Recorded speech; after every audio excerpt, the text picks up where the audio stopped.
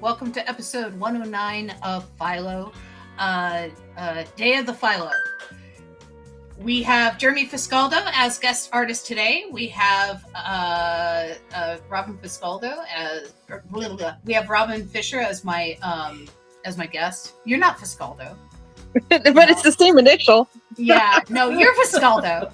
No, I'm the worst host ever.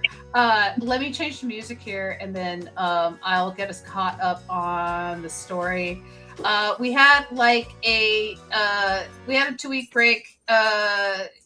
First week was because Robin and I made up, and we're friends, and we love each other again. And then the second week was because I threw out my back. Hi, baby. Hi.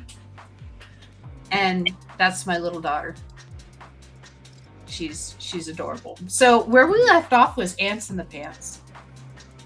I can kind of catch up a little bit. Is the special ammo in the Liefeld verse is ant ammo. It's connected to Philo with Bluetooth. And then they fire the ants, and then there's ants in the pants. And then that's where we are. So do you want to go first? Do you want me to go first? Me? Oh, yes. I think it's been a bit of a while since I have hopped in, so I think, with all honors, yes, you should go first, Andrew. Okay. Oh, thank you. I appreciate it. So is the slimy agent going to do the funky chicken because he's got ants in the pants, or are they ricocheting out as weapons? Using them. Well, they are. They were fired upon him, and now he has ants in the pants. So he is. So I think you should be doing the funky chicken, because that's what happens when you got ants in the pants. You think the funky chicken? And you're just wiggly wobbly, right? Getting the ants out. I think the funky chicken is a good place to start. Okay. So we'll say the funky chicken. So we were having an interesting discussion beforehand. Should we continue that discussion? Should we not? I think so. I mean, I think it's pithy to the comics community, but you should probably preface it with why it started. The conversation started. Yeah. So I have the main screen, so I'll just pull up a random tab here, and we'll just type in Andrew Farrago. Andrew Farrago was the curator of the Cartoon Art Museum. In San Francisco for a long time. Curator of San Francisco Cartoon Art Museum arrested. He was the curator for what? I want to say 15 or 20 years. It was a really long time. So connected in the comics community. Ex-curator of San Francisco Cartoon Art Museum arrested after allegedly filming people inside his bathroom. A Bay Area pop culture writer and former curator of San Francisco's Cartoon Art Museum was arrested earlier this month after allegedly filming people inside his bathroom during a birthday party. Andrew Farrago, 54, hosted a birthday party at his South Berkeley house on May 23rd and allegedly used a cell phone to secretly record people using his bathroom, according to court records. Berkeley police confirmed that Farrago was arrested June 3rd on suspicion of invasion of privacy by using a hidden camera to secretly record someone under their clothing. During the party, a woman found a video showing Farrago setting the phone up, concealing it with a towel, and aiming it to record people's genitalia as they used the restroom. Berkeley police said in court records. Farrago made admissions and also stated that he had deleted the video from his phone and iCloud, according to Berkeley police. Farrago allegedly emailed guests after party writing, "I hid my phone in our bathroom for the purposes of spying on our guests, my closest friends in the world. I had never done anything like that before, and I don't know what possessed me to do it," according to court records. "This was an inexcusable violation of your privacy and our friendship, and I'm prepared to face whatever consequences will come from this tremendous lapse in judgment." Farrago was listed as the curator at the San Francisco Cartoon Art Museum, but a museum representative confirmed to Cron 4 that Farrago is no longer employed there. Yeah. So, I am friends with Shannon, his wife. We go way back to the Modern Tales days. Wow. I think it's kind of disingenuous for him to say, "I don't know what possessed me." Yeah, it was pretty premeditated. You know exactly what possessed you. He did.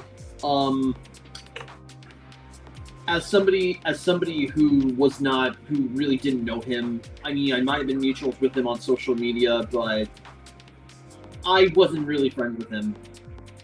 Like, I don't think I even spoke with him or even had conversations with him. Honestly, I've met him a couple times. Yeah, that's why it's important to have, like, before or after, when stuff like this happens, it's always important to have, like, stranger danger awareness, or even just any awareness with anybody. You gotta be just be careful out there. Well, what I find interesting, and what we were discussing, is that no one's discussing it.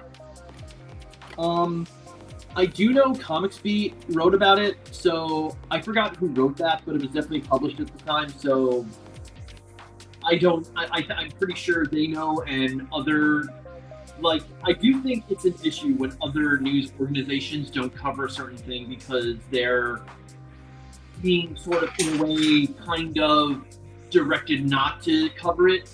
Like, this happened when... Well, do you think it's like the old boys club sitting there saying, "Oh, it's not that bad. You know, he's apologized, so it's his first offense or whatever. We'll just let it slide." You know, there's probably a reason why Fantagraphics or Comics Journal's not talking about it. I mean, like Comics Journal should have an article. They should. Know? I think that they might. That's a good None point. of us have done the research. Has anyone Googled TCJ plus his name? What was the theme that we're covering for this panel? So we haven't come up with a panel 2 yet. We just have the funky chicken for panel 1. Funky chicken. Oh, that's right. You were doing it first. Who sent the ant? Should oh my goodness. I forgot to start. No, but like, who sent the ants? Because that should be the next panel. Their reaction, whoever did it. Ants? Oh, who sent the ants? Good question. No, Comics Journal still has him listed as an author. Blading Cool has an article, and then Daily Cartoonist has an article. Comics Book News, and then his Wikipedia has been updated. Surprised that Comics Beat doesn't have an article. That's Heidi McDonald. No, is it not? Comics Beat has one, so okay. Comics Beat. Yeah, because I'd expect that from her. Yeah. Who sent the ants? I forgot. Who sent the ants? Did we figure that out? Philo. Philo sent the ants. Okay, so because Philo's defending the xenomorph, right? He's trying to get the. So my panel is so the next panel should be Philo, and he's in his next move on his attack of the slimy salesman agent. So is our crew aiding and abetting him, or is he acting on his own, Philo? We saw the crew in the in the Liefeld verse, but they're all Liefelded out now. Isn't he in the Liefeld verse too? I'm so confused. Oh, that reminds me, I can't draw feet if we're in the Liefeld verse. Yes. Better erase those feet. I better erase those feet. Or no. Put a lot of smoke in front of them. That's what I'm going to do. It's just a lot of smoke. Although, let's be honest, that is the early Mike Mignola system of hiding feet. Yeah. A lot of fog. It was kind of a 90s thing. Like we pick on Rob Liefeld for using the smoke motif, but there was a lot of smoke going on in some Ninja Turtle comics and Jim Lee comics. There was a lot of smoke in the Kubert comics, like a lot of the Kubert art. Right? You can't deny the smoke in the Kubert art. Right? I'm just laughing laughing because it came out of left field. Yeah, I was not expecting you to say Kubert. Well, yeah, Andy and oh gosh, I'm trying to think of his brother's name. But they were drawn. One of them was drawing X-Men at the time, and Kubert. Yeah. Oh, okay, Kubert. Okay, maybe I'm mispronouncing it. I always pronounce them as Kubert. When you said Kubert, I was thinking of the video game. I was like, oh, they make Kubert comics, and of course they put fog in it. No, you're talking about. I think it's like Andrew and Adam. No, I actually have a Kubert book too. Yeah. That's why I was laughing, because I was like, why are you bringing up a video game? That's hilarious. Yeah, very old video game at that.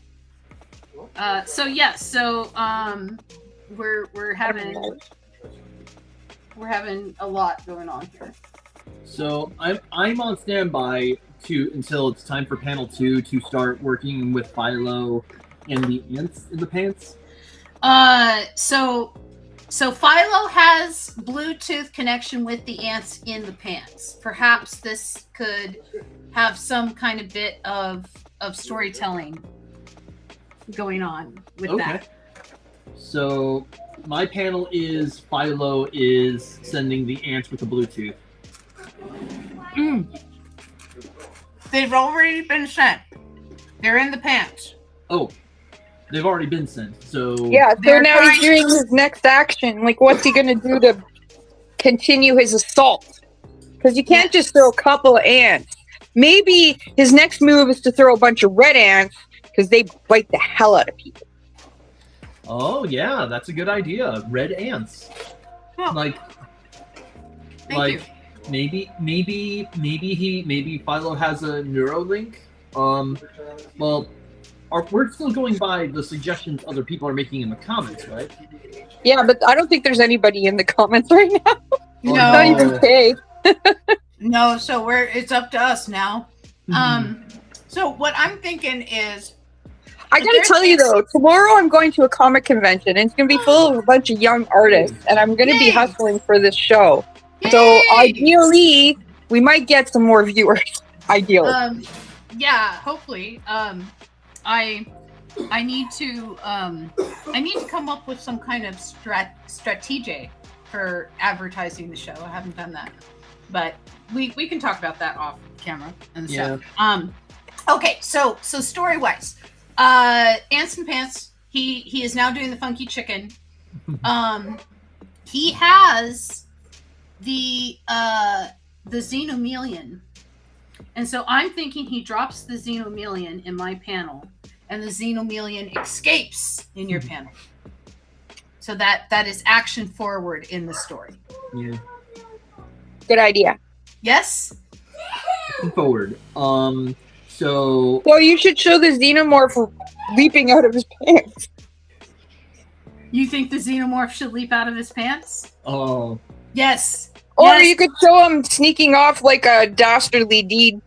Not that he's dastardly, but like, obviously sneaking away on his tiptoes. I don't know, just being silly. Maybe I'm trying to think of the expression. Like maybe he could be making the same devilish grin as Conquest from season 4 of Invincible. I haven't seen that season yet. Without spoiling what happens, basically, Conquest is trying to sneak up on somebody, and he has this really twisted, devilish grin. And, yeah, but the Xenomorph's sneaking away. He's not sneaking up on anyone. Okay. Yeah, but just we could save that. No, that's a good idea. I think we should use that at a later date, because there is going to be a point where someone's sneaking up on someone. Oh, yeah. The could be in 4 panels from now. Yeah, the Xenomelion's relatively young. He's childlike, wonder, and innocent, naive, trusting. And that's why I think he would be kind of silly and obviously sneaking away on his tiptoes. Oh, yeah. Yeah, so we're gonna... All hunched over like a 4-year-old, hoping his parents don't notice him as he's in the kitchen about to open the fridge. Yeah. I'll say dancing the funky chicken. Or now he's dancing the funky chicken. The funky chicken. It's like he's got that, what is that, vigilitis where you can't stop dancing? There was like... Vitalis? I forget what it was called. There was like a dancing sickness in Spain. Yeah, that's what I'm talking about. Yeah. It starts with a V, and it was like, I can't remember if it was like Vigilalis or Vitalis or Vitalis. I don't know. Here. Okay. Hold on. I gotta fix the technical difficulty here. There we go. I think this should be fixed now. Bingo. I got it. So in 13 minutes, I gotta go rinse my hair off. That's okay. No problem. The sacrifice is that it will be blue the next time I see you. Well, no, it'll be blonde. I'll do the blue after the Hi, show. Tangent. Ooh. Hi, Tangent! Tangent is a long-time friend of mine, and the DM of my Pathfinder game. That's like All right. every month or so. Hey, so what cool stuff did you do with Annabelle this week? Well, my back hurt, so Oh, that's right. we didn't do very much, but what we did do is we read up through chapter 4 of The Wizard of Oz, and I have like a stack of like pre-K and penmanship and math books and stuff like that, like all these workbooks, and so we were working through a bunch of those. Nice. Yeah, you know, it's a variety of things. It's like mazes in there and word searches and you know, and so I don't just like leave her to it and like, okay, you're alone. No, I sit next to her and you know, we do them together. And so, you know, there's a really good kids book writer artist that I always recommend. Because he's just like, there's so much going on in his panels and his artwork is so amazing. And his name is Adam Rex. Have you ever heard of him? no.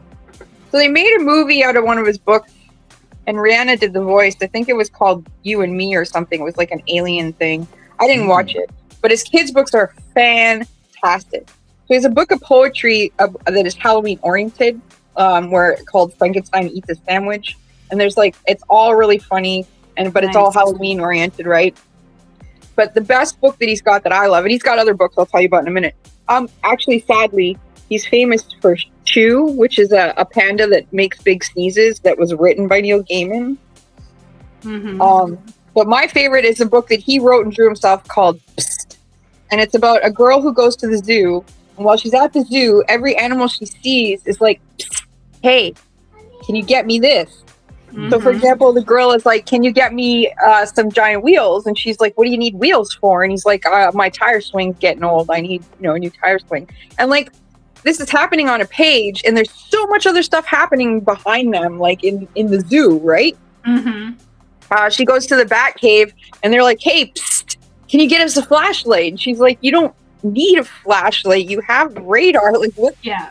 Why do you need a flashlight? And then, we're not afraid of the dark or anything, but the hippo is. And then all of a sudden, out of the darkness comes the hippo. He's like, hello. Hippo. So there's like all this really cool, silly stuff. And the punchline of the book, and I'll tell you because, it's fun, is she gets them all that stuff. And then the very last page of the book, and it's part of the back cover too, they've built a mobile to escape the zoo with all the stuff she's brought them. And the art is stellar, and it's just so much fun to pour over and see like what everything is. Like, there's all these signposts in the zoo, like, to go to the walrus, it says, I am the walrus, cuckoo, cachoo. There's, you know what I mean? Like all these neat little things. And it's, I don't know, it's a really delightful book. And I think it'll foster a lot of conversation, which is something like you can do writing about it, imaginative stories, your own version of what would happen if you went to the zoo, Annabelle. I just think Adam Rex is like on one of the highest echelons of kids' books. Oh, awesome. Yeah, I love good stuff. Like when she gets excited about like Shel Silverstein or something that I really like. I get excited. Yeah, but he's super silly. It's hard not to like him. Like, I remember being young and I memorized the poem about Mama said if I talk too much, I'd lose my head. Oh, we got a Gregor. You remember that Gregor. one? Hello, Gregor. Who's Grieger? Says, hey, you stream really well. I'd love to become your dedicated fan and support you. Nah. This guy is not real, so I'm banning him. Good. Yeah.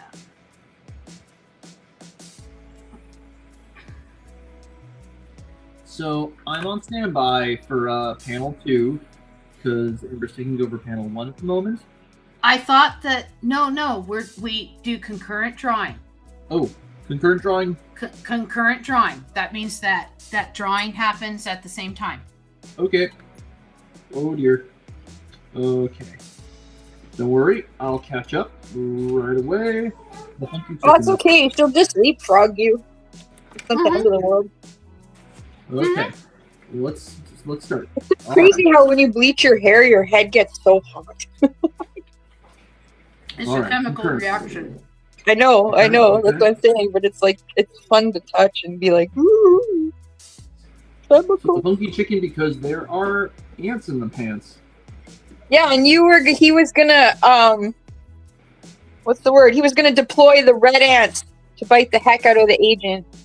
Okay, and that's panel 2, right? Yes. Yeah. Okay. But also, wasn't he gonna draw the Xenomelian sneaking off? Mm-hmm. And the Xenomelian sneaking off.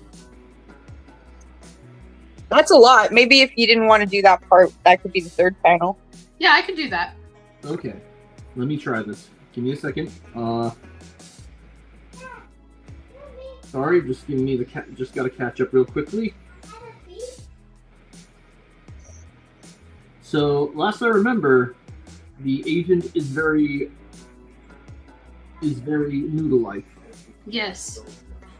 He's gross and slimy. We don't like him. No, right now I am drawing him like a chicken. Just for a little bit, because he's got ants in his pants. Okay. Because it's a cartoon and you can do that. Yep. That's my favorite part about comics. Is like, oh, tangent. No reason. No reason. Yep. He's just a chicken. Oh yeah. My favorite thing about comics is the fact that if you have a really good story and you have really good art, it's like 2 things for the price of 1. Yeah. You know what I mean? Like, I'm not dissing books in any way, shape, or form. They're one of my most favorite formats, mediums. I have a huge book collection as well as comic collection. But, you're the one making the picture in your mind when you're reading it, and that's it. You just got the pictures you're creating and the words. And I'm not saying that's bad, because some people have such a gorgeous way of writing. You want to just be and focus on the words. But like with comics, to me, it's like you have 2 formats that I love, literature and art. And you're just mashing them together, and you have this new, other beautiful thing. Oh, I gotta fix this. Well, also, like, depending on how the artist approaches it and how the writer approaches it together, like, you can create these moments that are like really kind of special. Like, I remember when reading Watchmen, and I had the graphic novel, so I could do this. But reading Watchmen, and then when you get to the part about the affair between Dr. Manhattan and oh gosh, I'm trying to remember her name. Silk Stocking. Silk Spectre. Silk Spectre. Yeah, Silk Stocking was her mom. Thank you. But I went back to the part where they're talking about the comedian, earlier in the story, and sure enough, there they are looking across the room at each other. Right? And it was like this magical moment for me in comics that it was already there. This subplot. But that is one of the things about Watchmen. Like, I would tell people, read it and then read it again immediately, because you're going to see so many new things that you did not catch before, because it truly is one of the most genius comics out there. Yeah. There is, I don't want to say short, like you have to read it reading list of comics, but there are definitely comics on that list, like Watchmen, Moz, Gosh, what else would you put on the you have to read it list? I would say it has to. I honestly think that one of the most innovative comics to ever come out in the history of alternative comics was that last Acme Novelty Library that Chris Ware did. That was a box of different shapes of comics and different styles of books, and each story was independent of each other, but they all were part of the story of this apartment building, so they all melded together. It was like reading a Krzysztof Kieslowski movie in comic format. It was absolutely genius. I did not pick that one up. It was very expensive. Yeah, but to me it was totally worth it. It is expensive. I don't think I've bought another comic that much since, but I have one Chris Ware comic that was given to me as a gift, and it's not that I don't like Chris Ware, but I feel like he prices himself out of the reach of a lot of people appreciating his work. Mm. And it's because of the caliber of his prints, the fact that he goes to China himself and he makes sure that they're using the right inks, that they're using the right papers, that it is at the exact millimeter, so that he gets the comic on the little margin when you fold the pages over for the thickness of the cardboard.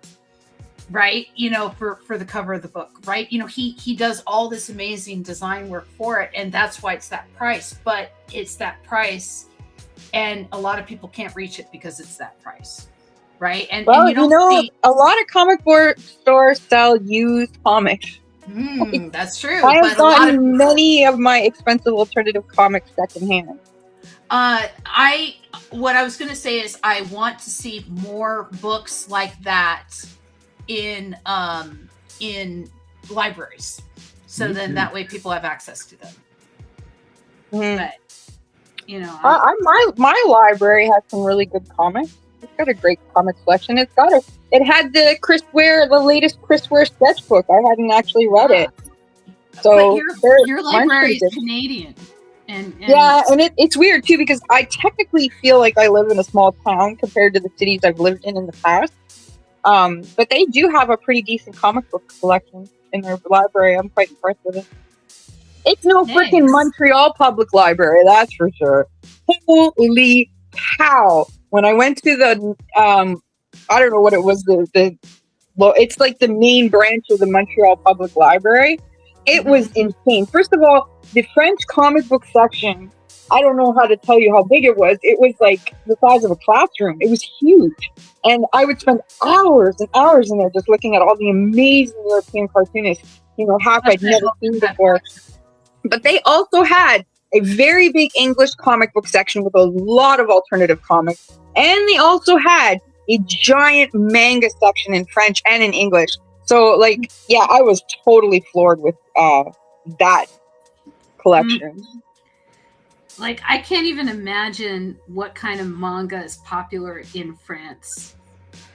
What gets translated over there versus what's popular here in the United States. That'd be interesting to study. We're going around full circle, but the person to ask would be Shannon Garrity. Yeah. Gosh. Oh yeah, we were talking about C.B. Cebulski too. Screw that guy. And I wanted to also mention Charles Brownstein, because he did some questionable stuff as well. And he was working for the Comic Book Legal Defense Fund at the time. And, he made his apologies, and then it was kind of forgotten about after a couple of years, right? What did he do that was shady? I think he was I don't want to straight out say he was assaulting women. I got to Google it because I don't remember. But it wasn't good. It wasn't as bad as Gaiman, but it wasn't good. Well, yeah, but especially when it was the head of the Comic Book Legal Defense Fund at the time. Gaiman got away with it for years because of his money, power, and position. He did. Yeah, well, that's the same about a lot of people. He literally paid people into silence, and that's what I found so disgusting. What's another one? It wasn't Scott Dunbier, another one who was doing. I don't want to say that. I don't think it was him. Scott Lobdell. There was one of the guys at Dark Horse that was assaulting women as well. I don't know if he was Dark Horse, but he was definitely he's definitely another dirtbag. He might have been under contract with Dark Horse.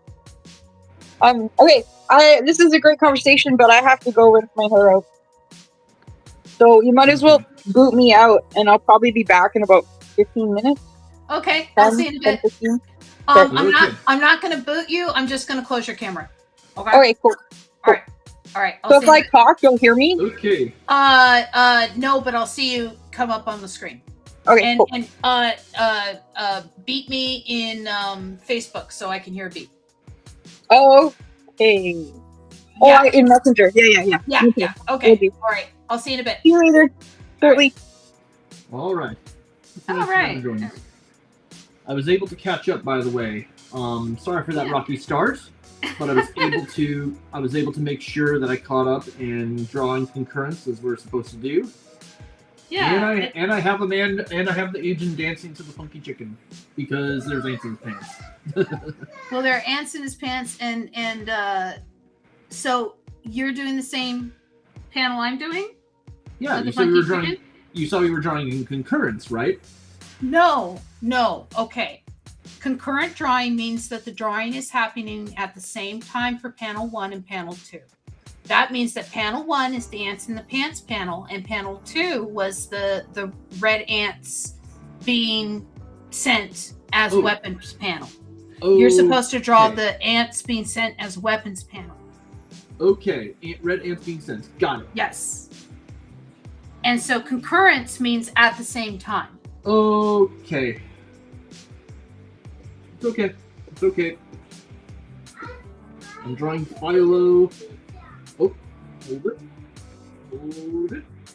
Good. I'm going to make sure this gets all right. There we go. It's okay. Yeah. It'll just give us more time. I'll just take more time on this panel. Okay. The important thing is they were all labeled.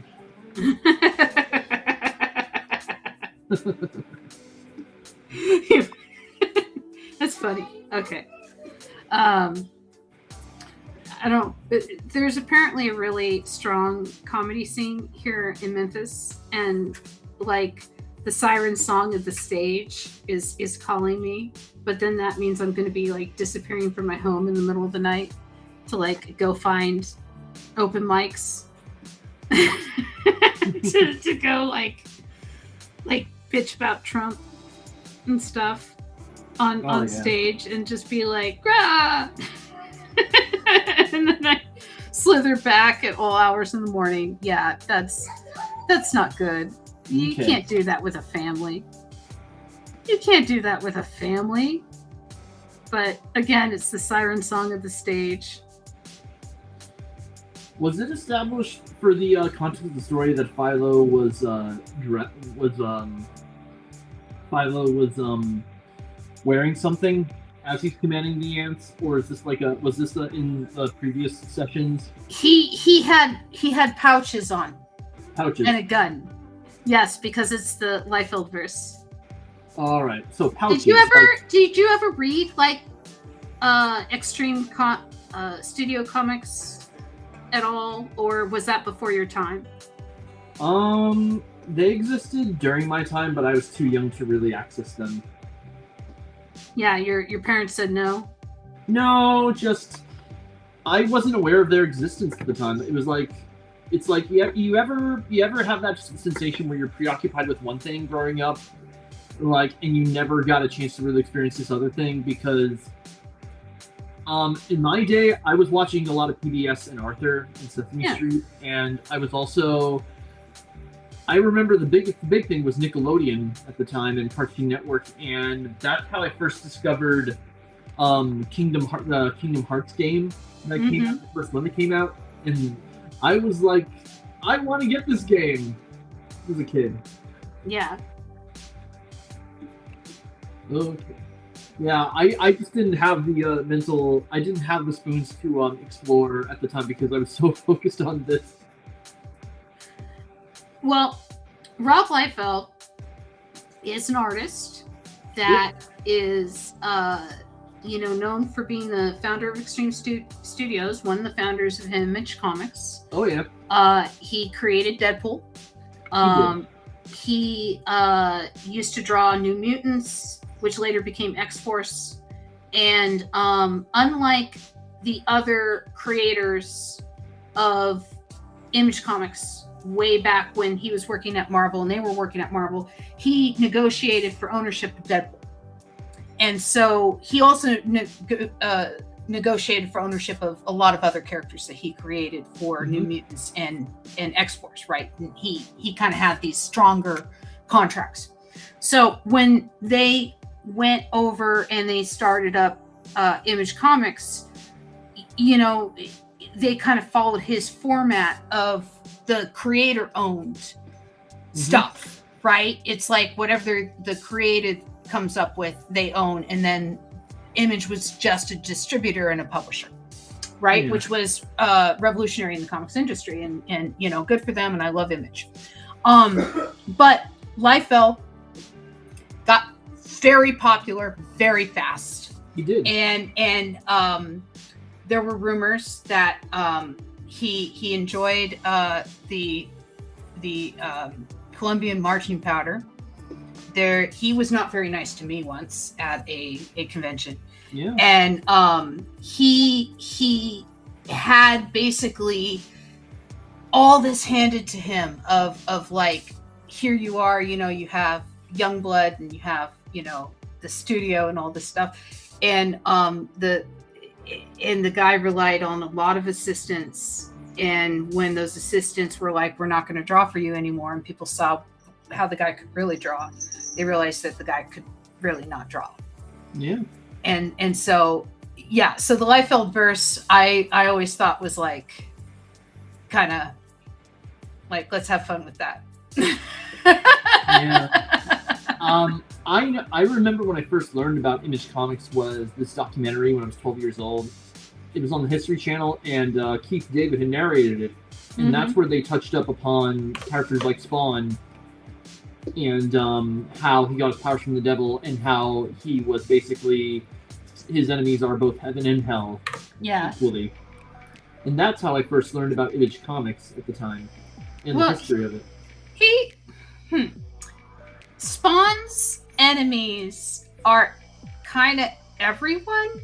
Like, it's not just like, he's a soldier of hell against his will, but it's not really against his will, because Al Simmons did make the deal with the devil. He did make the deal. And he did say, okay, I will come back as your hell spawn and one of your generals of like your army to bring about hell on earth, right? He said that.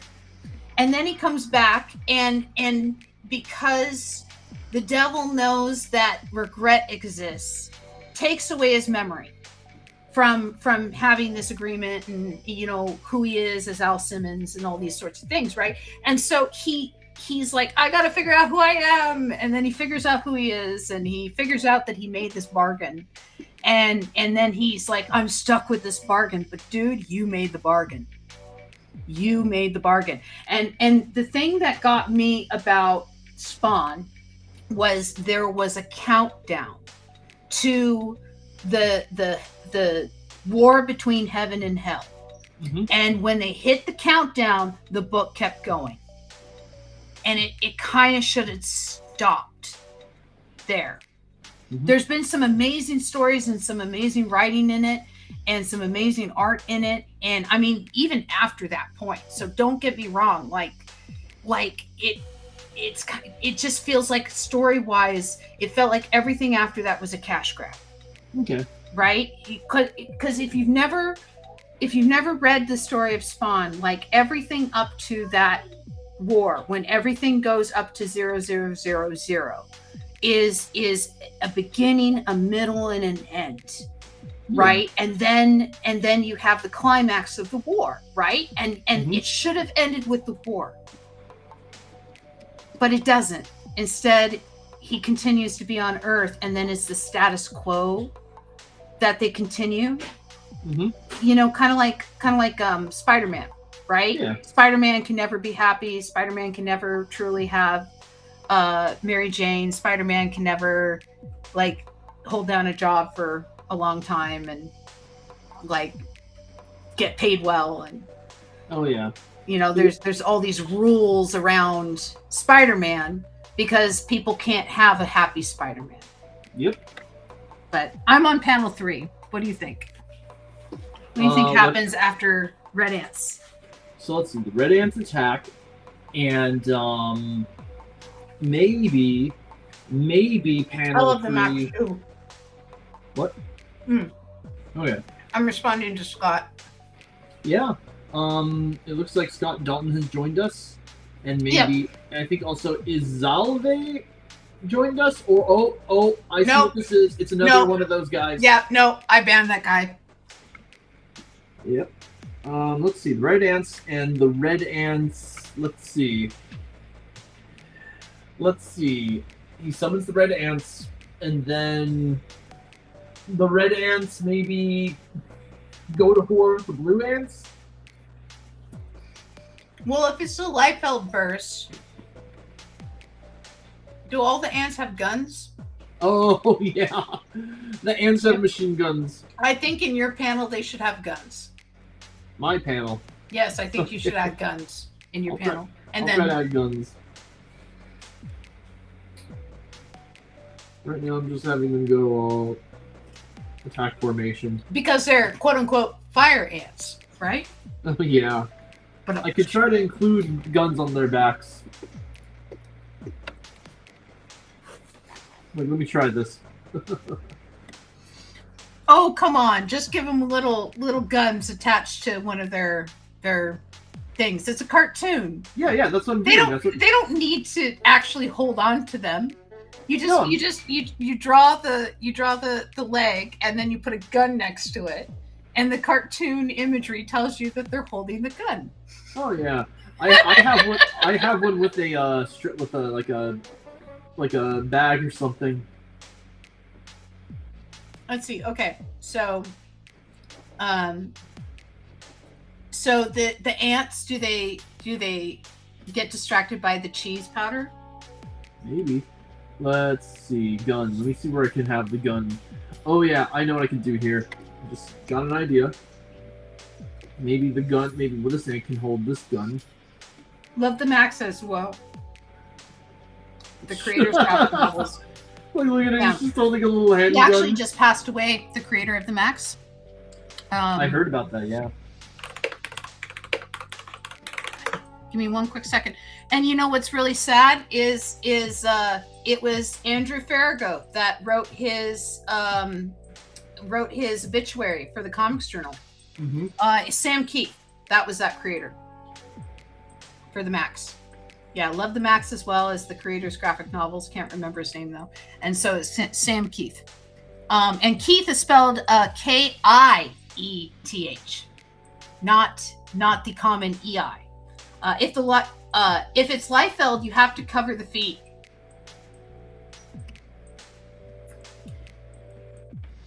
Oops. Their creatures will allow it.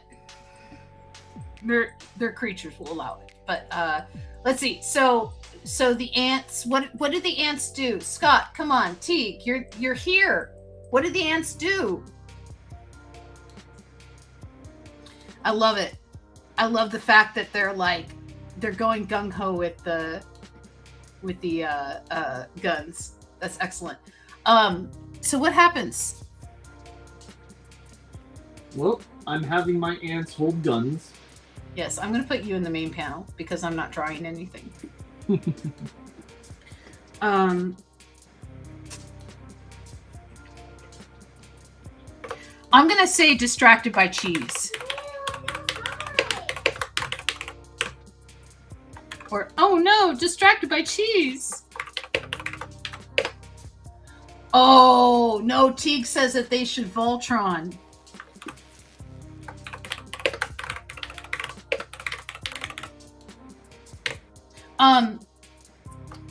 There is in the Marvel Universe a Spider's Man, which is like a million spiders that think that they're a man in the Spider-Verse.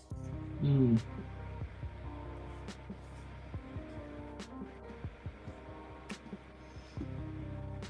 Okay, some shots it's gonna be a little hard to draw the gun, so I'll just give one of them a jetpack cannon. Ooh, a shape-shifting mass. So they Voltron together into a shape-shifting mass. Okay, so we'll have them like.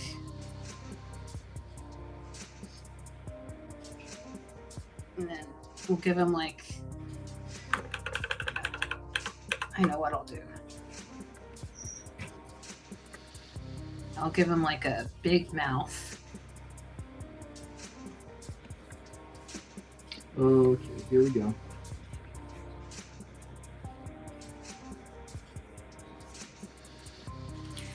Do I have bugs in my thing animals? Do I have bugs? Okay. Let's see. I have crows. I have butterflies. So, when you said Philo was wearing pouches, Yes. is it like an overall pouches, or is it just pouches like on his jacket or shirt? They're okay. So I must introduce you to the Liefeld pouch. Okay. Okay. Come look at the screen with me. I Okay. I'm gonna type in the pouch Liefeld. Right?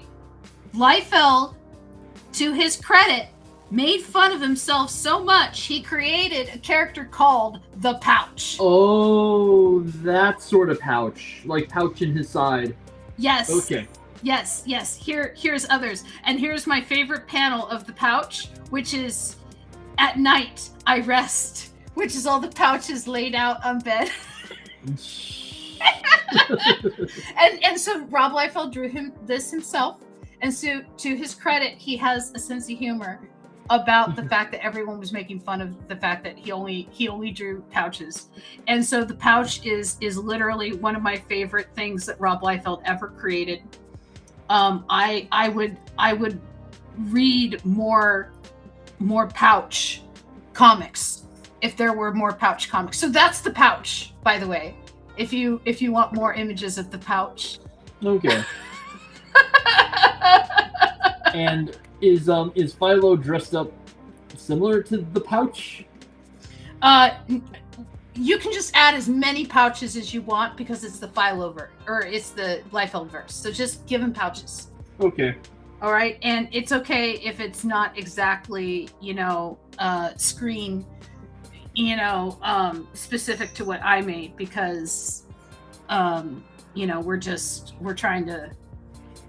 we're just doing our own thing. Okay. But I'm drawing Philo on model. I'm drawing Philo on model at least as he's summoning these pouches, right? Yeah. Yes. But like I said, there is no model. Okay. For the. All right. Oh, what's this? There we go. Oh. Hi, Kay. Yeah, I don't have a pouch emote. I haven't made a pouch emote. I could though. But yeah, the pouch is like I said, one of the funniest things I think that Rob Liefeld ever made. Let me check to see if Robin's there. Nope, she's still not there. Hi, Kay. Yeah, it's Impossible Anatomy. But see, the Impossible Anatomy wasn't like my favorite thing. Yeah. But yeah, I think as soon as I entered late high school and early college, I became more aware of Liefeld and other Well, I think I became familiar with Todd McFarlane early on because I was really interested in the history of comics. And at the time, I remember, hey, Todd McFarlane looks really cool, and he kind of is cool because of his toy design, but I do know he's had not a great reputation overall. What's the consensus about him? So what people are mad about at him about right now is he is pro AI. Ooh, yeah, no, that's not cool. Yeah, and so he's made a couple statements and stuff that sound like they're basically paid for by AI companies that are like, oh, AI is the future and blah blah blah, and it's like all the talking points from AI companies. Oh no. Yeah. And so, but that's what people are mad about him now for. People will hate on creators for different reasons. For me, Todd McFarlane was always a businessman first. Okay? His love for comics was that comics brought him money. His love for toys is that toys brought him money. And so when people are like, you're not authentic to comics anymore, you're not authentic to toys anymore, it's because he's never been authentic to those things. He's been authentic to the trail of money. Okay. And proof of that is when Jerry Maguire was hitting all of his home runs, Todd McFarlane bought every single one of those balls for millions and millions and millions of dollars. And then 2 weeks later, they were deemed worthless because Sammy Sosa beat the record. Okay. Right? And he didn't miss the money. So, like, Todd McFarlane isn't in the same echelon as someone like Jim Lee that pulls out paper every day and draws. Okay. Right? Jim Lee is still vice president of DC Comics. He still attends meetings. He still, has like board meetings. He still talks with investors. He still, has to have pitches. He still has to, do all the business stuff that a vice president does. Mm-hmm. But he also pulls out Bristol board and draws. And he consistently puts out pages. And when he's on a book, he meets his deadline consistently. I think the only book that Jim Lee has ever missed his deadline on was Birthright, I think was the name of it. Birthright. I think I've heard of Something that before. Birthright. Let's see, was it Birthright? Jim Lee. What was it? Comic. What was it? I'm trying to remember. I think it was Birthright. No, it wasn't Birthright. That wasn't the name of it. Oh, I'm trying to remember the name of it. He did this comic after Wildcats, and before he joined, before he sold Homage Studios to and Wildstorm Studios to DC Comics. Mm-hmm. And so I'm trying to remember what it was. Let's see, book biography. I'm trying to remember. Yes, I know he's Korean born. Yes, I know that. Book's latest update, Amazon. Okay. Something like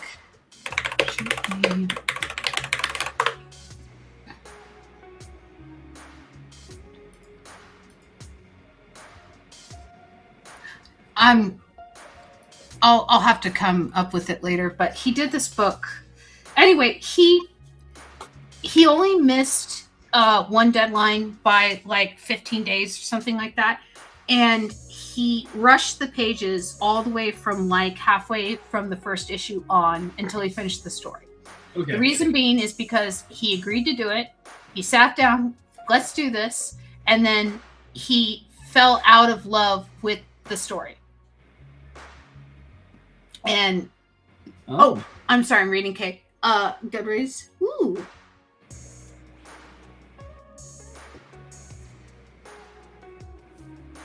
Huh. Interesting. What happened? Kay says she got a raise. She is primed to upgrade her graphics board. Found the board she invested in 2 years ago. Was minted in 2017 or 2019, which is why the damn thing had a USB port instead of a USB-C.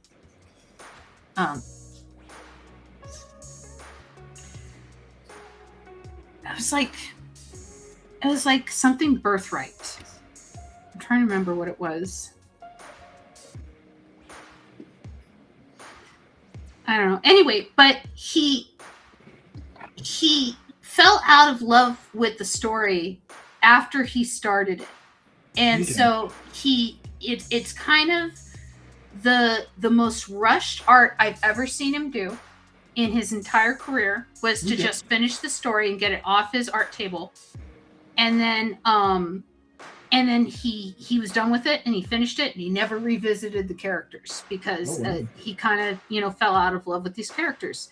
And that happens sometimes. But, he was professional enough to finish the story. And some people don't do that. Okay. Like Battle Chasers has never been finished. And there was one that J. Scott Campbell was doing, I want to say Wild Sliders, that was about people who had like animal like spirits that they could summon over them. Oh wow. Whoop. I'll fix that. Yeah, but he never finished that story either because the same thing happened. He fell out of love with the story and then he just never went back to it to finish it.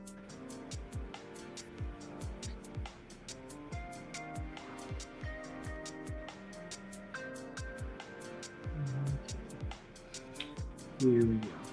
I'm going to put you in the main panel because yours looks better than mine. Oh, well, thank you.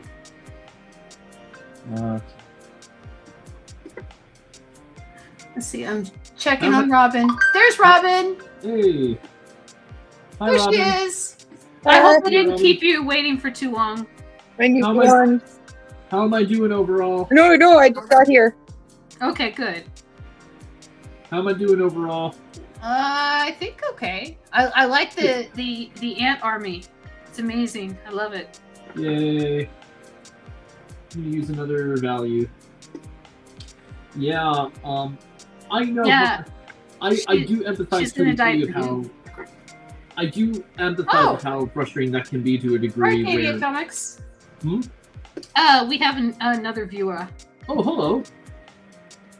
Yeah, I don't know if I'm keeping it blonde. I actually, as I was doing it, I recalled that I did this hairstyle once before, where with the pink tips, and by accident. But it's very Spider-Gwen, but it actually looks really good, and I think I might be keeping it. Don't know. I don't know if I'm gonna go to blue just yet. Okay. I heard you talking about Battle Chasers, good old Joe Matter era. Well, what we were talking about. Do you remember the book that Jim Lee did after Wildcats and before Wildstorm Studios was sold to DC? No, it was like Birthright, like Eternal Birthright or something like that. Wasn't it like External Freedom Force? Nope. But you remember the book that I'm talking about, right? And it was like some blonde guy. That was like the main character. Maybe if I saw it, I'd remember it. Why didn't you just Google it? I was trying to Google it, but I don't remember what it was called. It was like I have the book on my shelf. If I just went and got up and just look Jim Lee Wildstorm comics. Google that. Okay. And then look up images. Hi Kay, I'm glad to see you. Oh, so I wanted to show you. I think this is what I'm going to wear tomorrow at the event. It's one of my Chinese dresses that I got made. Ooh. I found this silk fabric, and it's very Rob Liefeld. Ooh. Fascinating. I don't know if you'll be able to ascertain the pattern here. See here. Here, can you put me on the big screen, and then I can show it better? Yeah. So I went to a shop that sold silk. And when I was looking for a pretty floral thing, but then when I saw these comic panels, I was like, oh my god, this was made for me. That's a dress? Yeah. Oh, that's awesome. Where's that's cool. There's a green woman who kind of looks like Polaris. Look. See her? Yeah. Nice. That's So awesome. yeah, it's Chinese silk, but it's like a comic book. And the Divine colors are, right. I love the colors.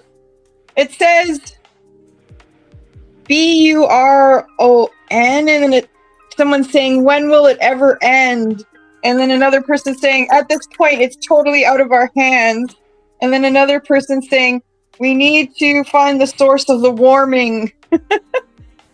Are you sure you want to get off here? This is nowhere near Bureau yet. I don't know. It's pretty cool, though. I found the comic, Divine Right. That was the one that he rushed the art through. I don't remember that. Yeah, that's because Jim Lee fell out of love of it like halfway through the first issue. And you can see it in the art, right? Halfway through the first issue is this awesome art. And then after that, it's like the quickest art I've ever seen the man do until the story was finished. And he finished get that contract out. Yeah, exactly. And he was a consummate professional. He finished the story, right? He knew that it probably developed fans, and it's not his best work at all. And I mean, even Scott Williams, his inker, like phoned it in. It's like, I think he even drew it at size to give you an idea of just how much he wanted that off his art table. Yeah. Oh. Yeah, like let me see if I can find an example. Steve's asking me if I know which comics it's from, and I have no idea. Like, literally no idea. There's like a futuristic car. I wonder if it's almost European. Because it doesn't look like anything I know. Oh, I just realized this big blue is a face. Oh my god, I never noticed that before. Look at the face here. I never noticed his face. Blue face. I just thought it was blue. Wow, that's cool. Yeah, anyways, when I was in China, I met a bunch of Chinese fashion students at the university where I was tutoring in the evenings. And I hired them, and they made a bunch of dresses for me, and they actually liked making dresses for me, because the thing is, it's like, they don't usually dress bigger sizes, so it was a challenge for them to dress me, right? And then the other thing was, I would bring them the fabric, I would bring them design, and then they would make it. Or I'd bring one of my old dresses, and I'd bring more fabric, and they would, replicate one of my favorite dresses. But they never got to make any of those kind of clothes before either, because all my stuff was sort of 1950s style. And so that was a challenge for them as well, that they they appreciated it. And then so I was there for 3 years, and it was really funny. I had 3 students, because once they would graduate that year, they'd pass me off to one of their friends, and then that one would graduate, and then they'd pass me off to another. It was quick and easy money for them. And for me, I'm getting dresses fit to my size, and I think I was only paying like $80. Like, it wasn't very much money in the grand scheme of things. Like, if I was to get that done here, it would be hundreds. I found an example of Jim Lee phoning it in. Yay, Divine Force! Yeah, Divine Right. Can you make it bigger? Wow. Yeah. I'm gonna try and make it like as big as I can. That's a lot of lines.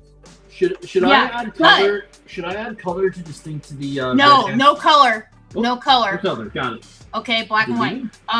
But yeah, see, this is one of the pages, and what I mean by phoning it in is everything is a straight-on shot. There's hardly any background, and even though there's a lot of lines, no dynamicism. It's not dynamic. He's phoning it in. He always was very dynamic. And here's the thing: Jim Lee phoning it in is still an awesome page. Yeah, no, it's true.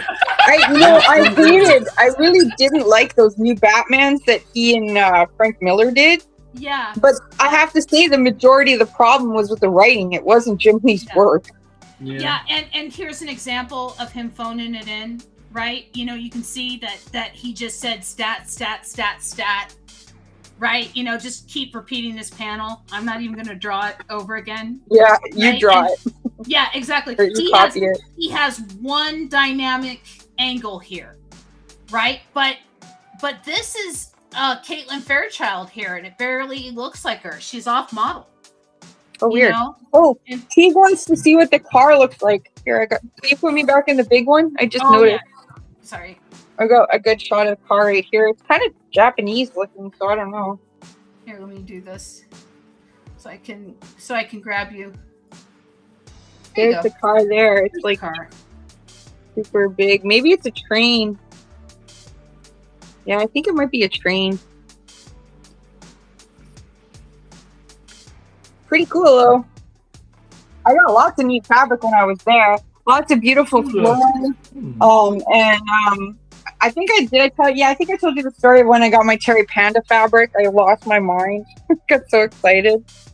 But I got a pink version, a blue version of that. That was a highlight of my life, to get Terry Panda dresses made. Nice. I have to admit that I upped my my fashion game this week, and Nice. I bought some like 1950s dresses, and like one of them's red and black polka dots. Cool. And then one of them is like red with like white trim and stuff like that. I almost wore one for Philo, but then I was like, I don't know. Like for this talk, there's a store up here called Giant Tiger, and their clothes fit me, and they're pretty decent. And they had all these gorgeous, filmy, fairy, chiffony, ankle length, ruffly dresses for sale. So I went in there yesterday at 8 in the morning because I only had an hour before work to look. And none of them fit me nice. There was only one that was really cool. It was but it was way too slinky. It looked like a 1920 film star. Like it was to my ankles, and it was really form-fitting, and it was this nice satiny green with big pink flowers.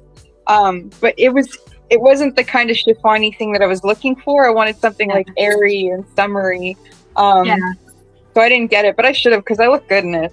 But I was hoping to find something maybe elsewhere, but I never did. And I mean, like I said, I have a lot of my own pretty dresses I can wear. Sometimes you just want a new pretty dress. Aw, Teek says I should plan ahead for a Fancy Philo episode. Well, that's what I was going to say. Like, I mean, you should just really embrace whimsy, I think right now is my theme in this depressing era. Is like, I don't get a chance to wear these kind of clothes very often, so now I'm just going to do it, because, like, well, that's kind of else. What I'm thinking is I turned 43 this year, and so I could either become a crone, or I could be, the fun aunt that like all the kids get sat next to at the family event, and then they realize why the rest of the family doesn't talk to them. Yeah. Oh my gosh, my back hurts so bad. Thank you, Kay. My back hurts so bad. When I threw it out, like I had this knot in my back. It was awful. It wouldn't go away. And I don't know if it'll work, but did you try like when you freeze like a water bottle and rolling your back on that? I had not tried that, but I will try that next time. No, what we do is we have the sock full of rice. Mm-hmm. And you heat it up. Yeah, you heat it up, and then we have a bunch of ice packs in the freezer that you cool down, and then you can throw on there. And so it was the water bottle, but I that like was that something that was recommended to me for my plantar fasciitis on my foot. It's like easing the tension in a muscle kind of thing. I'm not sure. I'm not a doctor. I'm only just suggesting it because like you live in the United States and it's ridiculous to go to the doctor there. Yeah, it I agree with Teague. Teague awesome. says you should be both a crazy witch and a 50s fashionista. Yeah, crazy witch and a 50s fashionista. Well, I tried on the dresses, and like I was wearing them about, and people were like, "I love your dresses," and that made me feel good. But I realized like I've never let myself dress the way that I felt on the inside. Right, which is very pretty and girly and everything like that, because I always felt like I was being inauthentic to myself, because growing up I had boy clothes and stuff. By the way, Jeremy, I know you're waiting. Whenever you're waiting on a panel, just let me know. Okay. So we can jump into it. Okay. But yeah, and so I realized that feeling of inauthenticity was like my mother's voice in my head, not mine. Yeah, it's rotten when that happens. Take your time. Looks like we got panel 3. Looks like something together. It's a monster ant. The ants have Voltroned Okay, that's Into great. one giant ant? into a giant thing. Here, let me put me in the main panel. Just a thing, not an ant? They're Into a giant, like, Oogie Boogie creature. yeah, Yeah. they're an Oogie Boogie creature now. This is how Oogie Boogies are born. Yeah. all That could be a form narrative caption at the top. And this is how Oogie Boogies were born. Yeah. You So know, cute. Look at the baby Oogie Boogie. we're learning. We're learning as we Let's go. see. And then he turns into a kaiju monster. Well, he's already Oogie Boogied. What happens after he Oogie Boogies? Well, is he gonna eat the agent? He kind of looks like he's about to. Got that big old mouth. Ah. Like a cookie monster. Well, the point is to get the xenomelion, right? What is going on with the dog? What is going on with our mushroom? Oh, What is shit, going I on don't know. With When's the last time we visited the dog? Holy cow. The dog was in the fight. The So dog and the that's- mushroom. Yeah, Oh, that the was the last dog. time I saw. The dog has to. Oh my god! I just had an idea. The dog can attack the ant monster. Oh, okay. That sounds Try awesome. to rip Listen out to its throat and it I think- disintegrates. that. Panel No, 4, but the that's ant what your monster's on our drive is. side. Why would the dog do that? Because it's an ant monster. Yeah, but the ant monster's defending the xenomelion and he's part of our crew now. Well, then let's have the xenomelion. We'll have the. The dog should attack the agent. So you think that the dog should attack the agent? Yeah, Okay. because they're The all dog should attacking the attack the agent because they're agent. trying to get the xenomelion. Oh, by the way, the dog is Bones. Okay. Dog doesn't realize, says Teague. So Well, the then I dog guess is if the you really skeleton. want dog to attack ants, but I quite like ants because every single one of those ants in that ant monster is a woman. Classic team up fight first, then friends. Dog doesn't realize. Yeah, but then Oh. dog's gonna end up killing some ants, and they're never gonna be friends Okay, because ants are so tiny. It'll be by accident, but I'm No. on panel 5. You're on panel 4. don't So- attack the ants. We like ants. So I'm thinking, okay, for panel 4, we have the dog attacking the agent guy, and then the Oh. ants pouring over. That's what's going on. Yeah, in that's your a good panel. idea. Okay. Okay. Then it's one attack agent coming right up. Yeah, epic fight panel. CT gets it. I think what would be a cool epic fight panel is if it looks like they're about to fight, and then the ants part ways, and the queen bee or the queen ant shows up, and that's who fights them. Oh, the queen. Yeah. Yeah. Or do you think it'd be better if it was just a million little ants fighting them? I kind of like the idea of a million little ants because the ants have to protect the queen. Meanwhile, Amber's got to draw a million little ants. See, you understand, okay?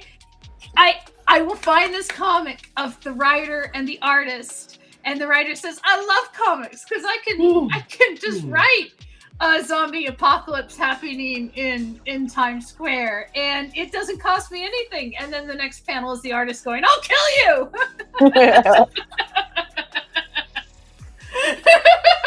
So maybe the mask parts ways, and then you only have to draw one giant queen ant. I'm just thinking. I'm drawing the dog attacking the guy from the side. Like the ants are still towering over him, and the Okay. dog's Good. just attacking. Teague thinks we should put a caption that says "No ants were harmed during this production." Okay. We could do that. Hi, Magic Marmot. I'm Magic Marmot. Let's see. We're no glad you ants. made it. I hope your new pad is awesome.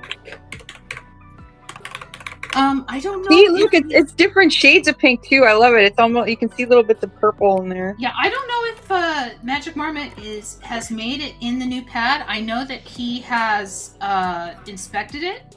Oh, but okay. The new pad just is said he was is a new moving. old pad. So Come on. so Come in. his house Come in. his house would remember was on fire. Yeah. So this is the house after it's been rebuilt. Oh, okay. Nice. Yes. And That's so exciting. yes, so it's old location, but it's like new wiring, new walls, like new layout, new kitchen. So you got the okay to move in on yesterday. New okay, yay! And so yeah, so it's been a hellish, like, I think I want to say like year and a half, 2 years for Magic Marmot because of I feel like it's almost been the length of our show. Yeah, and then after the fire, it was all the insurance stuff, and yeah, it's just crazy. So yeah, no harms were harmed during this production. And so what I'll do is I'll just do the epic fight panel of like the guy and the dog and the ants pouring over. Okay. I guess. I'm drawing the dog going into the attack. Yes, you're going into the attack, but I'm doing the. You'll see what I'm doing. I'm doing kind of a pieta.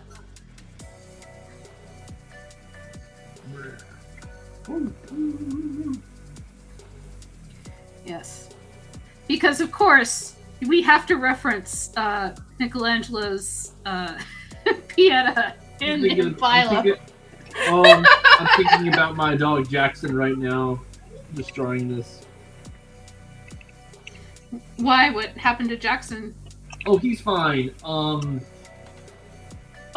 So I think 2 weeks ago he actually had to go to the hospital, animal hospital, because when I was visiting the house to spend time with my nephew, he had what looked like maybe a seizure.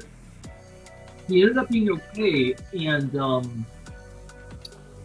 the doctor said he came back normal, but we're going to get an MRI for him. And so far, he seems pretty regular, healthy. I know he misses me because I live in Fort Lee, and he's over with currently my parents' house as of this recording. Yeah. Oh. Yeah. He's a good boy. He's a great boy. See, I'll just draw ants pouring over like this. I don't know if you can tell what's going on in the chaos that is my panel. Okay. I hope I got this guy like remember that the dog is Bones. Oh, Bones. Okay. It's a good thing I did the main body, so that way the body can be Bones. Okay. Let's see. How to draw. I'm so annoyed. My panel tomorrow starts at 10:30. I have to take a bus there, and it's long distance because it's in Hamilton. So that means that you have to like leave at like what, like 7? 6. Oof. And my car would be like a half-hour drive. Yeah. I have to end up taking the bus to New York City, and I have to get up earlier in the morning than I had planned because I won't have access to a certain app that I use to travel from place to place for work, and I think it just means I'm gonna have to move around my stuff, but. The good news is that the location is in a familiar place where I've been at before, so it shouldn't be too bad. Don't forget, he also has ants in his pants. Oh, yeah.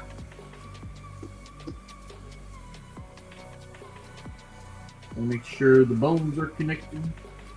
Then bones are connected to the big bones. I love that song. Them bones, dancing bones. I used to sing them with that song with my Chinese kids. Jam the skeleton dance. Put your hands in the air.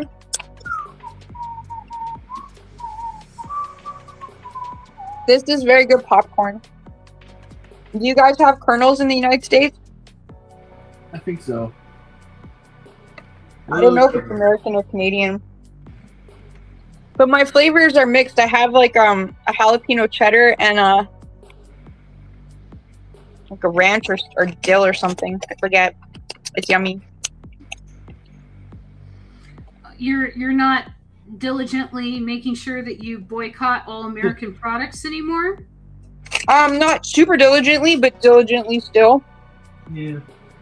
Like I don't buy your produce. And it's so funny too, because at work, like everyone's all like trying not to buy American produce, but they're always like, "Where's the local strawberries?" And we're like, "It's not strawberry season yet." Yeah. Yeah, it's like, nope, you're gonna have to wait until winter time. Where's our local corn? We pick that in the fall, right? Yeah. Yep. They don't realize that, like, it's globalization that brings them corn year round. Mm-hmm. Where's all the Macintosh apples? Well, we sold the last barrel like 3 months ago from the fall. Now we gotta wait till the next harvest in the fall. Mm-hmm. Yep. I don't know. I got used to it because the area that I live in is... Sorry? What I was going to say, though, what I think is kind of cool is I've been, I listen to the weekly show, and I listen to a few other podcasts and stuff, and I read a lot.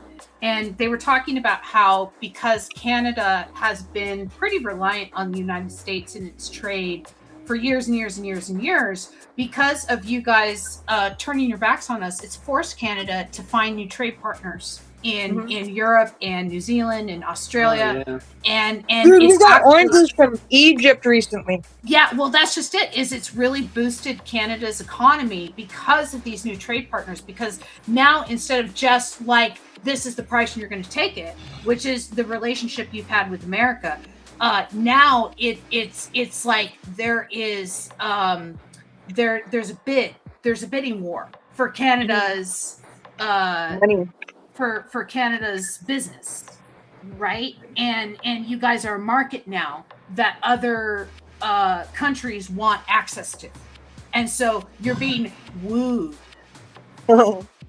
Yeah, so I just thought that I would share that with you, that like Canada is in the global market.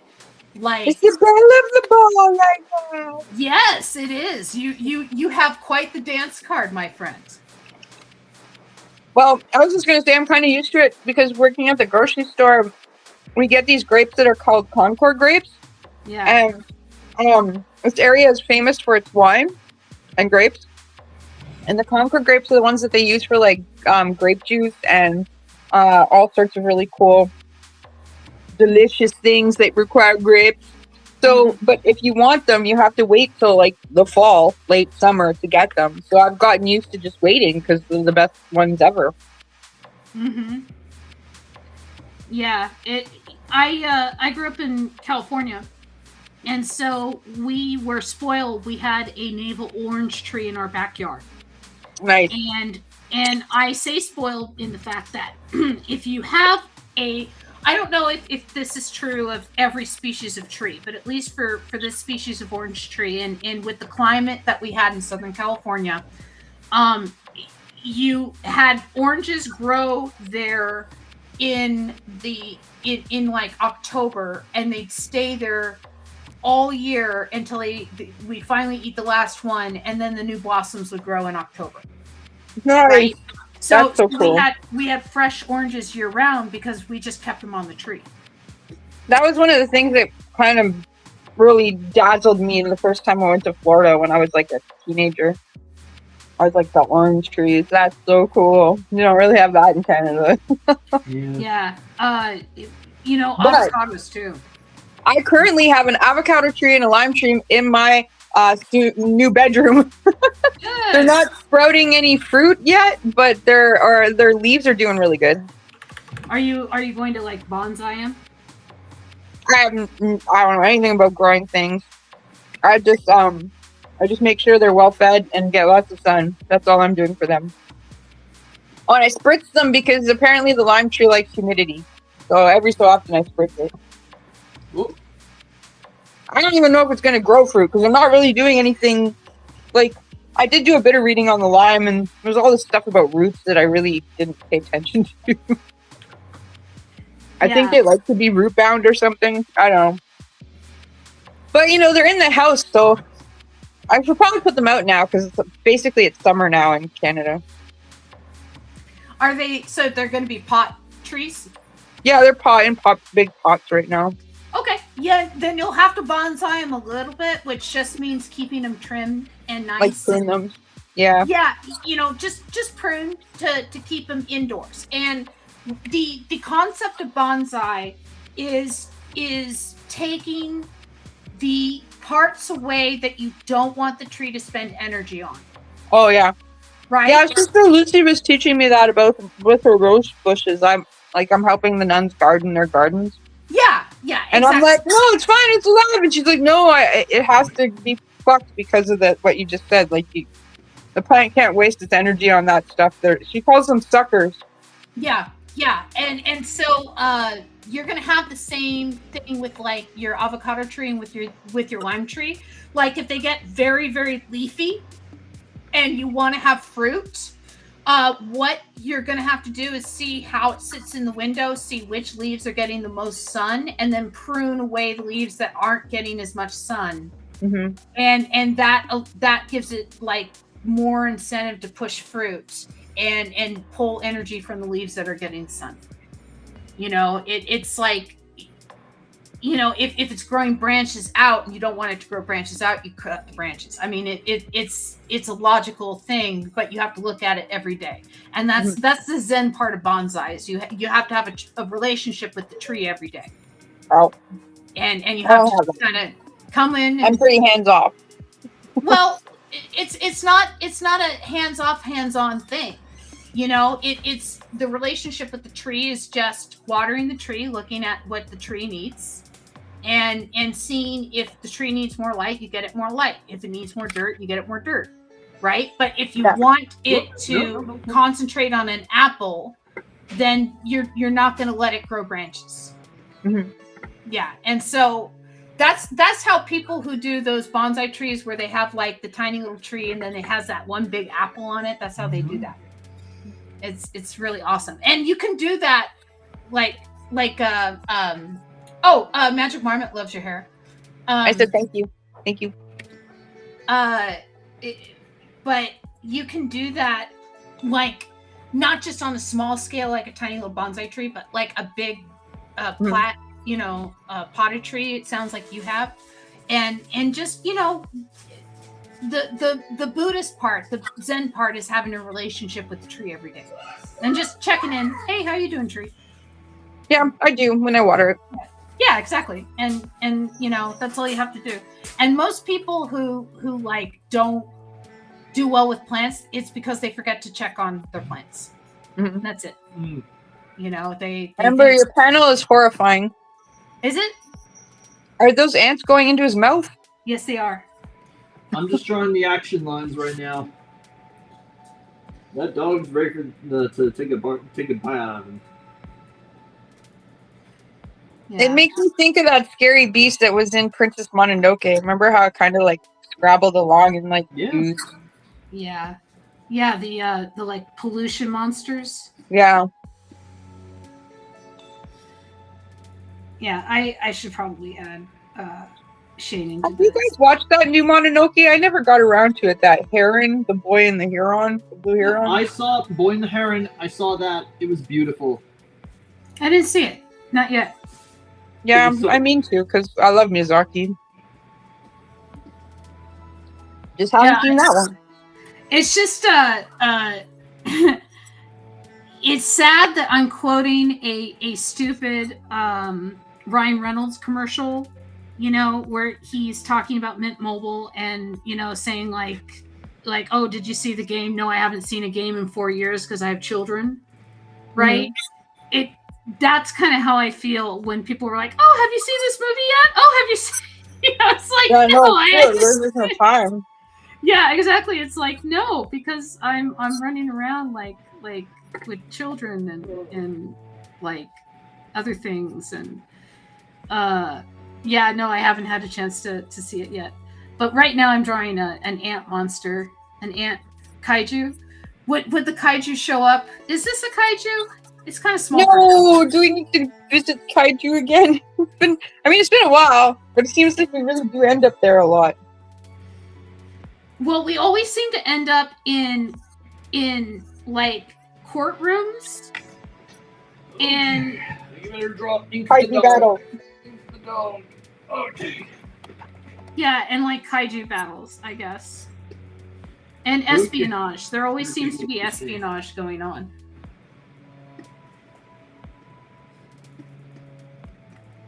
Whoop. So last weekend, I didn't get to tell you about the exciting day at work.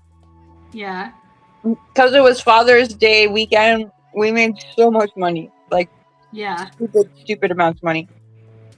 And guys were coming in and buying like 3 tomahawks at a time. And they were like $70, $80 a pop. Yeah. Those are the steaks that are like this thick. Yeah, but they have to. And they have to. And they have a giant like Fred Flintstone bone. Yeah, it's but just they have like, to be this is manly. ridiculous. It's Father's Day. They have to be. I know, but that's ridiculous. You don't need 3 tomahawks. No, they have to. They, to be manly. Clearly, their masculinity was in question. Yeah. They're going inside his mouth. I think that's a. Oh, new Keith show. thinks there should be a new show called Kaiju Court. Kaiju Court. That would make a great Adult Swim show, where it's like it's. Well, didn't they kind of do that with Brack? Wasn't he like a defense lawyer or something? That was Harvey Birdman. Yeah, that was. You're right. Sorry, my mistake. Harvey Birdman. My mistake. And with Harvey Birdman, Stephen Colbert used to play Philkin 7 on that show, and he got the Colbert Report, where Colbert Report became his first position, and so that meant that he had to stop doing the Adult Swim stuff, which killed Harvey Birdman. It killed it. They knew it killed it. They weren't mad at him for being successful, but the episode where they kill Philkin 7, you can tell they're a little mad, because when he left the show, it killed the show. Yeah. And I must admit, I was obsessed with C-Lab at that time. They literally had a bus with an advertisement for the Colbert Report run over Philkin 7 and kill him. That's what they did on the show. Yeah, they literally had a bus.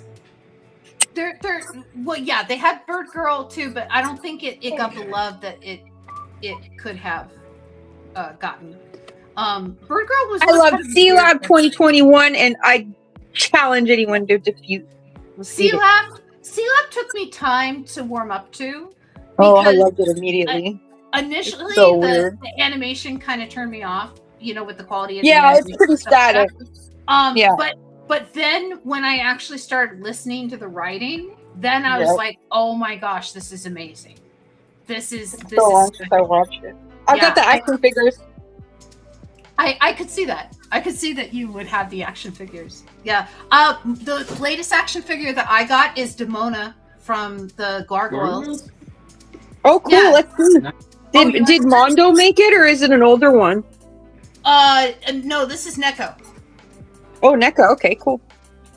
Yeah, because I don't know if you know about Mondo. They usually do like really cool posters for movies or like records and stuff. But lately they've been doing gorgeous action figures that I cannot afford. Yeah. Ian? It's the economy. Can you come over here? Can you take care of that? Yeah, what is it? I think it's cat poop. Yeah, I can take care of it. All right. What happened? I have a pregnant cat. Oh boy. And so she, when she doesn't feel well, she just goes to the bathroom. Oh. She doesn't feel well. But yeah, no, this is here, let me put me in the big window so that you guys can see Demona. This is Demona. Hell yeah. Looks good. Yeah, and so she came with 2 guns. I have her with one of her guns. She has a Gamora. I don't really remember her using guns. I do. She used guns all the time. Yeah. Oh, okay. Like the very first episodes. It was part 5, The Awakening. She tried to blast Goliath in Brooklyn with a bazooka. Yeah. Yeah. Very first episode. Man, it's been a long time she since was- I watched she was that. I very don't think I've watched it since it sun-oriented. came out, actually. Oh, okay. Since you were a fan of gargoyles, Jeremy, do you remember what her password was for all the like Goliath bots? Oh shit. I know what you're talking about. It's City of Stone, and the access code was alone. That was her password. Yep. Yeah. I hate to bail on you guys, but it's like 9:37, and I gotta prep for tomorrow's panel. Like, I really have to. Good luck. Break all the bones. Yep. Do well. If I will get you promo stuff if you need promo stuff. All right. Do you want, like, are you gonna be on a laptop or are you just talking? I'm just talking. Okay. I'm pretty sure someone will film it. There's a guy online I know that probably Jamie Colville's probably might film it. Yeah, don't even worry about it. Because one of the people I'm talking to is promo. this artist called Fiona Smith, and I've been a fan of her work since I was a teenager.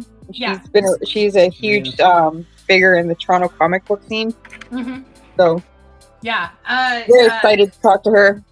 I'm excited that you're going to be on the panel. Like, I'm excited for you. Like, Yeah. I'm proud of you. So it'll be good. Good times. All right. I think that's it. We are over time. You're done with your panel, right, Jeremy? Almost. Just putting a Almost. few finishing touches. Let's see it. Let's see it. Yep. There it is. The dog is like going for the attack. I got a few background kitties. Well, soon you're gonna have 18 billion background kitties. A few more right here. I know. I'm gonna have 18 billion background kitties. I think. Oh, hold on. I just saw one little mistake. A little happy accident. Yeah, that's Rowan back there. All right. I think it's done. Okay, I can't see it. It's not centered. Oh, that's right. Let me try to get this over here. Make it big. Making it big. And biggin. Yeah. Excellent. Yay!